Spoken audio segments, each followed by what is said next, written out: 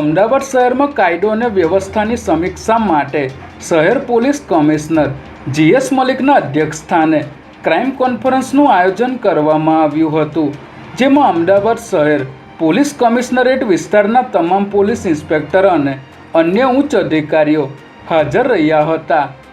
આ ક્રાઇમ કોન્ફરન્સમાં પોલીસની કામગીરી, શહેરમાં બનેલ ગુના તેમજ સીસીટીવી કેમેરા પ્રોજેક્ટની સમીક્ષા કરવામાં આવી હતી.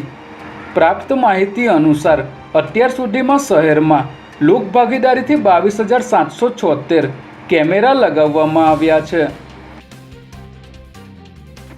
અમદાવાદ સહિત રાજ્યભરમાં રખડતા ઢોર, બિસ્માર રસ્તા, ફૂટપાથ પર ગેરકાયદે પાર્કિંગ મુદ્દે ગુજરાત હાઈકોર્ટ સમક્ષ કરાયેલી પિટિશનમાં ગુજરાત હાઈકોર્ટે ખૂબ જ નારાજગી સાથે રાજ્ય સરકાર અને અમદાવાદ મ્યુનિસિપલ કોર્પોરેશન સહિતના સત્તાધીશોનો ઉધડો લેતા જણાવ્યું હતું કે હાઈકોર્ટના વારંવાર હુકમો છતાં તેનું કોઈ પાલન કે અમલવારી દેખાતી નથી.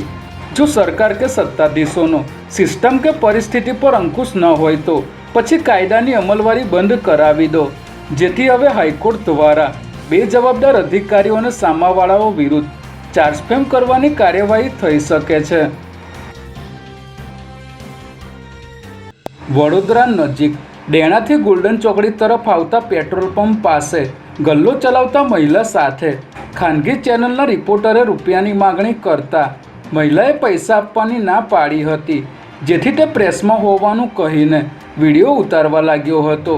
પરંતુ રિક્ષા ચાલકે વિડીયો ઉતારવાની ના પાડતા ગાડીમાંથી ઉતરીને આવેલા ટ્રાફિકના એએસઆઈ અને રિપોર્ટરે રિક્ષા ચાલકને માર મારી તેના ગળામાંથી સોનાની ચેન લૂંટી ભાગવાનો પ્રયાસ કર્યો હતો. પરંતુ રિક્ષા ચાલકે કહેવાતા રિપોર્ટર કુલદીપસિંહ સોલંકીને પકડી હરણી પોલીસને હવાલે કર્યો હતો, જ્યારે ટ્રાફિક પોલીસનો એએસઆઈ વિજયસિંહ પરમાર ભાગી ગયો હતો.